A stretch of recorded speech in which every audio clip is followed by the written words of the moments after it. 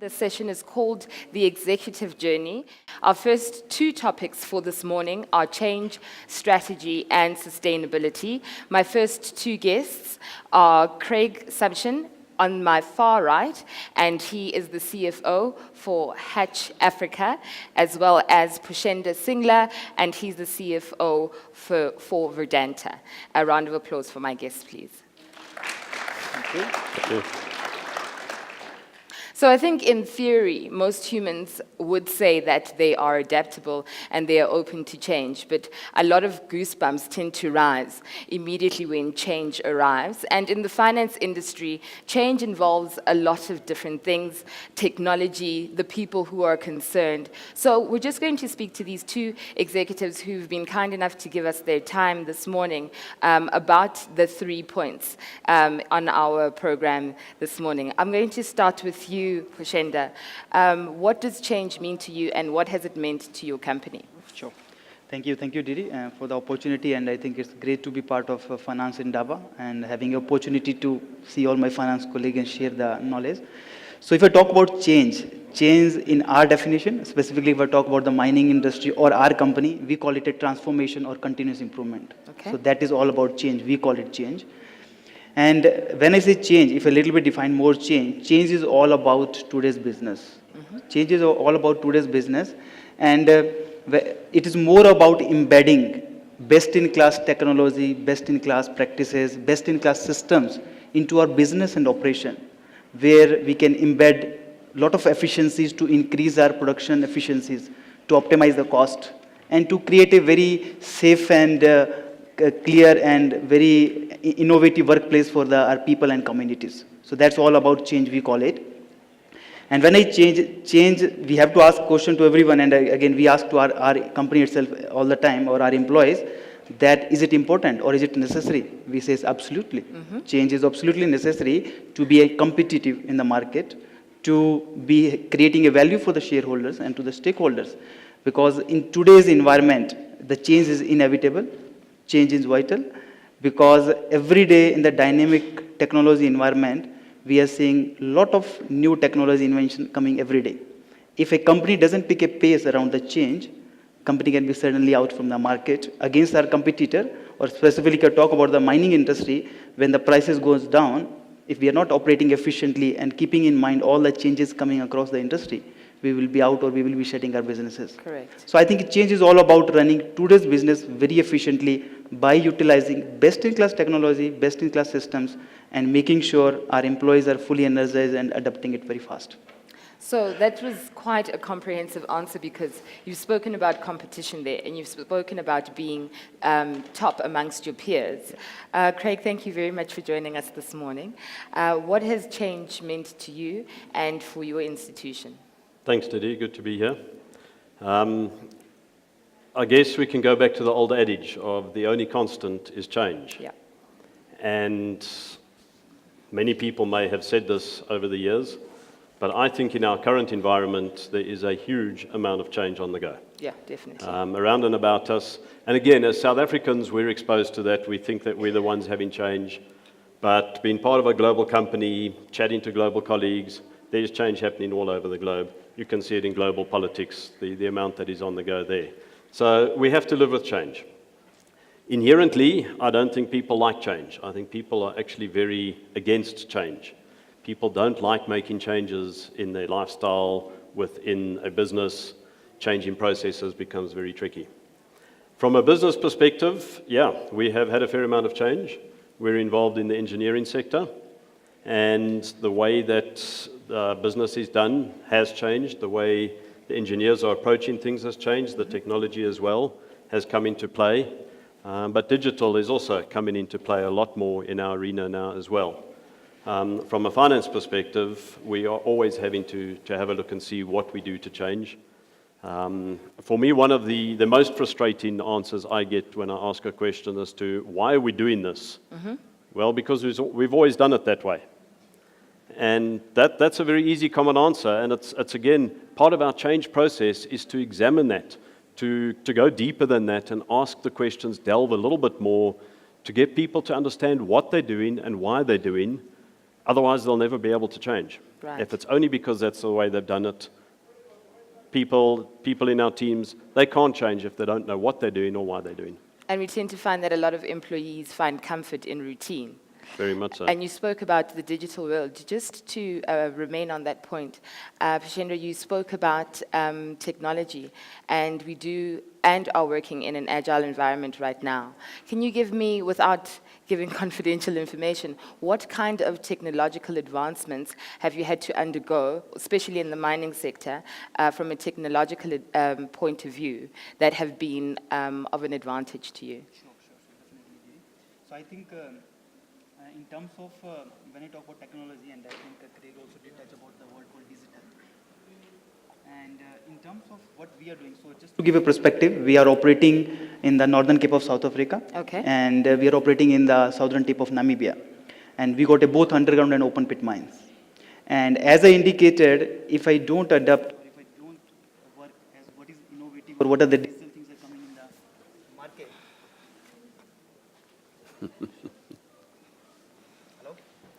Hello? Yeah, it's okay. So I think if I talk about change or what digital or innovative thing we are doing in our mines here.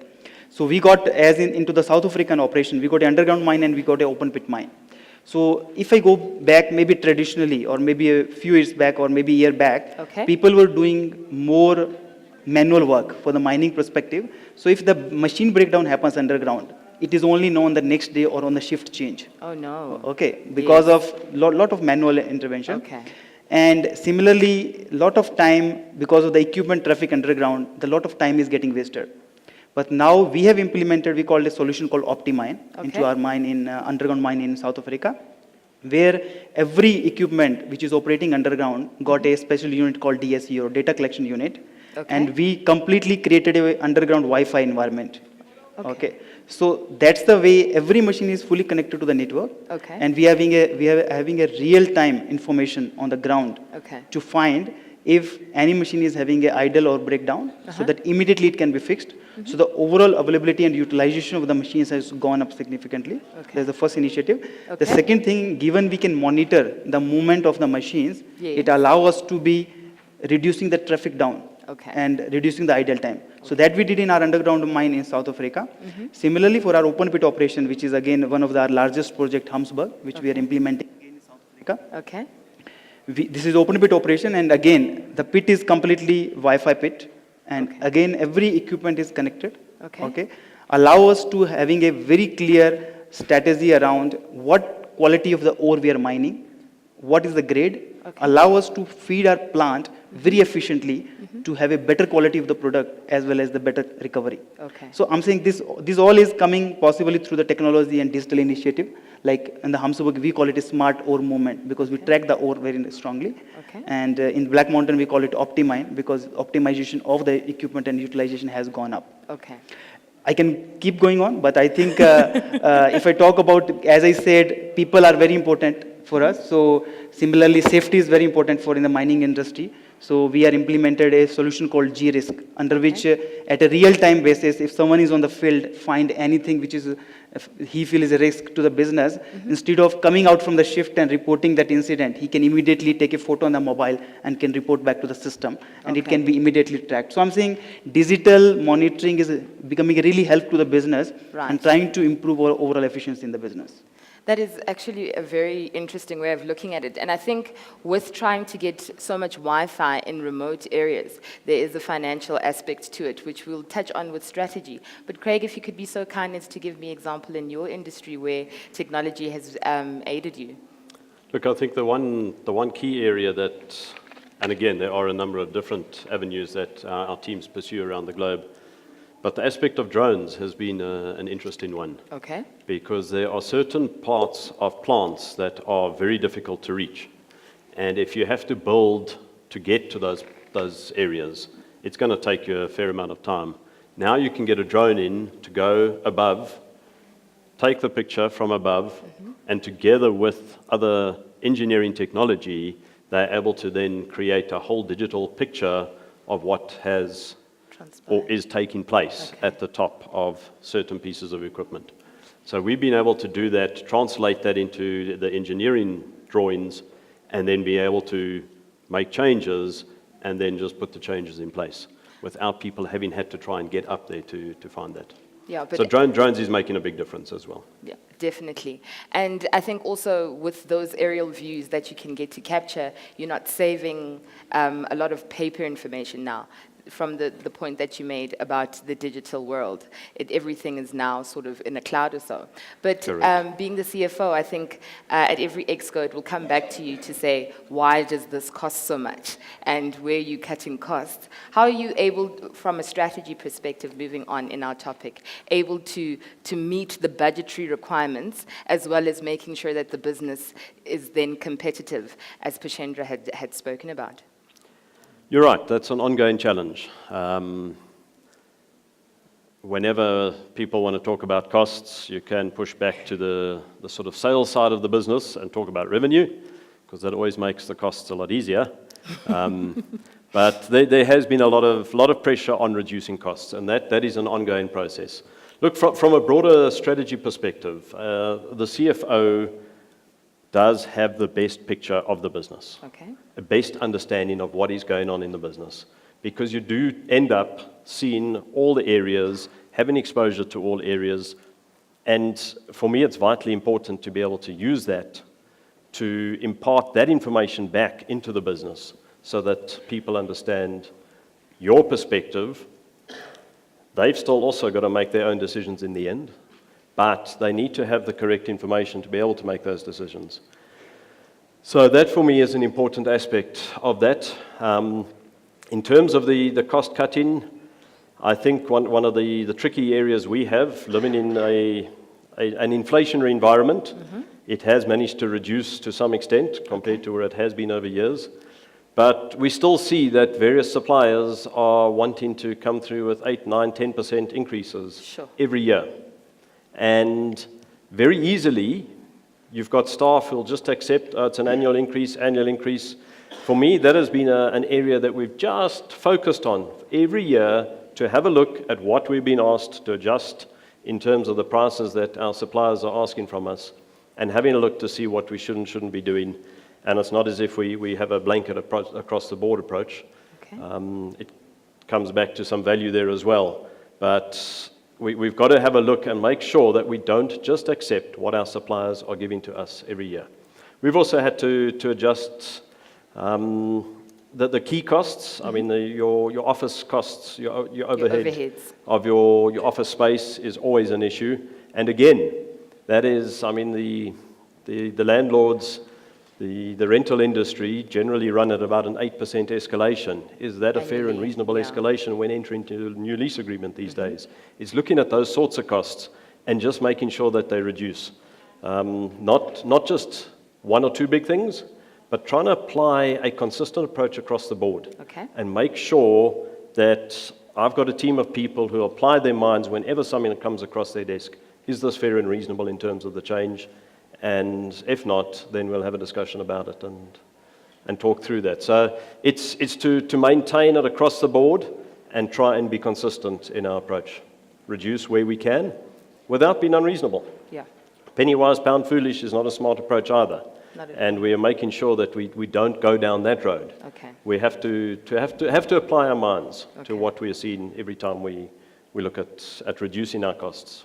Seems like you have your strategy in South Africa set and it's working out for you. But as a CFO for a multinational, you tend to find a difference in understanding with the rest of the globe. How do you then work trying to formulate a local strategy that will be successful and profitable in country, but perhaps it might not agree with the global strategy? Have you had incidences of a struggle like that? We do. We do have a global strategy set by our global colleagues. And they want us to align to that.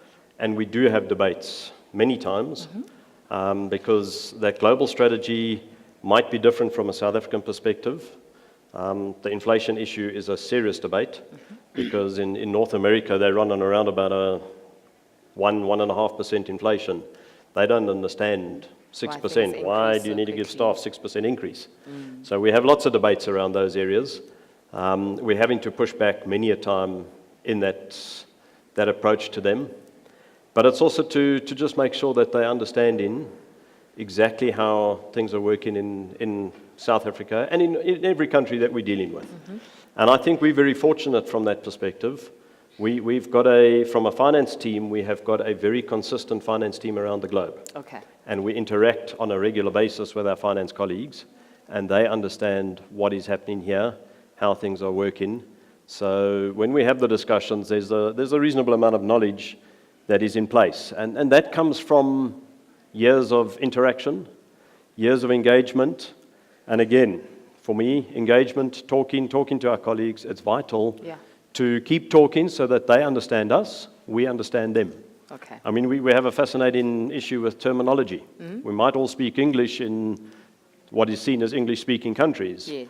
But there are sayings and there's ways of saying things that are very different, and you've got to clarify that from time to time. So, yeah, it's important to make sure that you gain a good understanding with your colleagues so that you can have a decent discussion, not just accept what is given and pushed down, have the discussion, and then accept finally once you've had the discussion.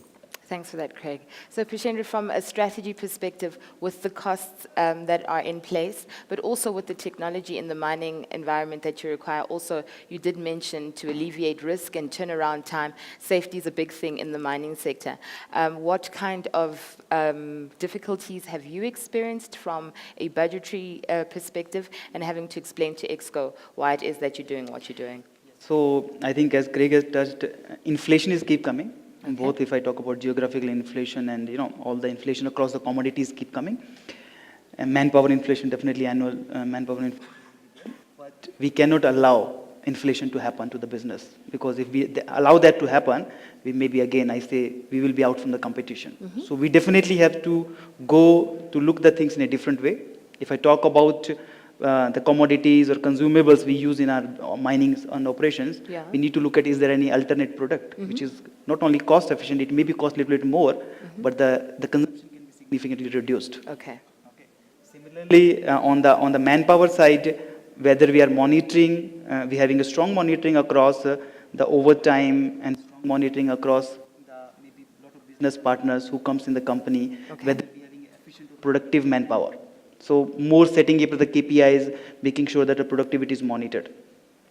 Inflation will come. So again, we don't want in a situation where we don't give inflation, and to Craig's point, we don't want to be unreasonable, but we really want to drive efficiency and productivity. And efficiency and productivity can come through the strong KPI monitoring. It can come through looking at the alternate way of doing the things, or it can come through by introducing more technology and innovative things. Okay. So that's all about we are doing in the business. And also from a business strategy perspective, what is your long-term strategy? Are there things that you put in place that would make you sustainable, just so that we can move into the next step? Sure. So I think more when I talk about strategy, in our business again, we say change is all about business for today, and strategy is all about business for tomorrow. Okay. That's the way we look into our thing. Okay. So when we look at the strategy is setting up the company's vision, setting up the priorities to achieve this vision, and then executing a strategy to achieve these priorities. That's the way we work on. So if I talk about sustainability, if I talk about strategy, and the strategy is more focused, we got if I talk about Vedanta South Africa business or Southern Africa business, including Namibia, we got a strategy to produce 1 million ton of zinc safely at a quartile one of the global cost curve at a low cost, as well as more digitally and advanced or efficient way. That's our vision. Today, we are producing 200,000. We want to take to 1 million ton. So fivefold from where we are today. But we have a clear vision. To achieve this vision, we got a clear strategy or clear priorities. So we got a 200 million ton of resource at the ground.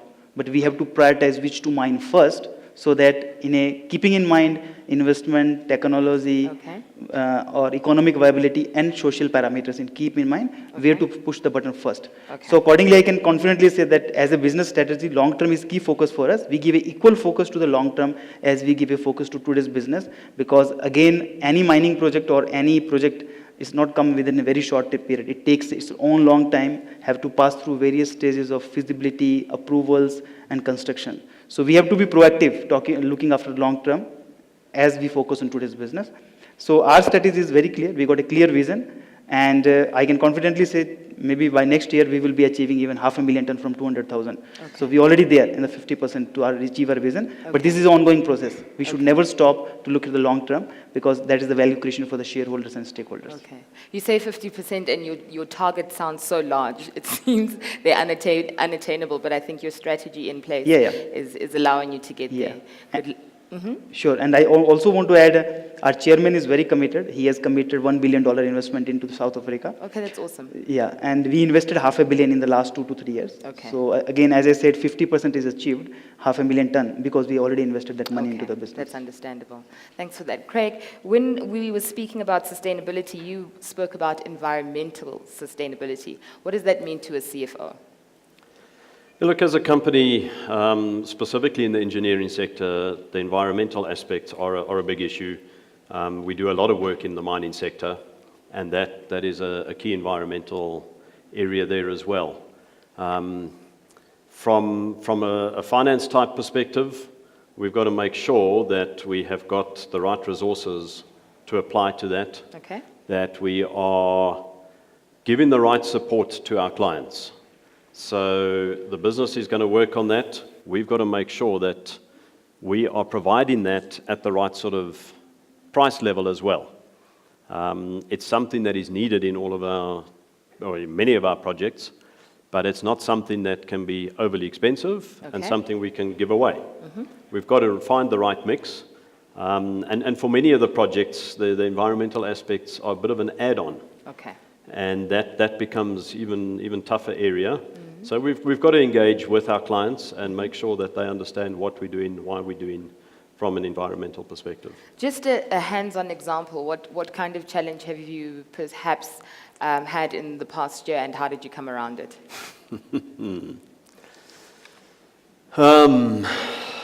As the CFO, because there's always the financial implication. Yeah.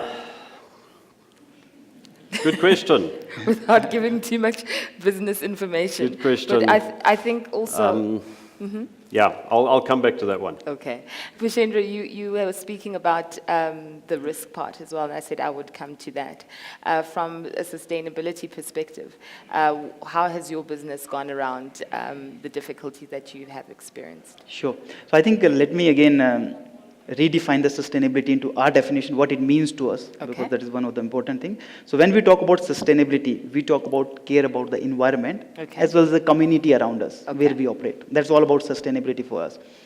And environment is very important to us because, again, we take everything, and we really, as a mining industry, again, normally treated to be the culprit for the disturbing the environment. But again, we are very, very clear, and both environment as well as the communities are key value pillar for us. We focus a lot on the both environment as well as the communities. And I say in today's world where every investor, every stakeholders are having equal focus on the environment and sustainability, this is again, for CFO perspective, this is one of the key KPI also for us to drive. We have to be responsibly investing. Now it's not only investing to make the money, we have to be responsibly investing to make sure we give it back to the community or we protect our environment. That's the way we look into our business, as the environment or as community and sustainability. And again at Vedanta we drive, we call it a clear rule, we call it zero harm. We don't want to harm any of our employees. We want them to go back to home safely every day. So we drive zero harm. We drive zero discharge. We don't want to do any discharge from the mines to pollute the water or the ground so that environment is safe. And we drive zero waste. So we don't want to generate any waste out of the mines. So we take initiative how we can convert the waste into the value so that it's not polluting the environment. So there's a very thumb rule we drive across the business because again, it's very, very critical for us. And again, I can proudly say that our focus and our spend across the business on the environment itself and the community work is around 100 million. Do you want to use that mic? Yeah. Sorry. Sure. So we really significantly focus on the environment and sustainability. And again, I think I want to add a little bit more that today, from the CFO perspective, our job is not only to drive a value creation in terms of adding more financial result, adding a value creation in terms of social and compliance scorecard, which is equally on the radar by the investor, by the board. So again, we are a advisor to the board. We Okay. are a partner with the group or the company expos. So we have to drive this thing very seriously. Okay.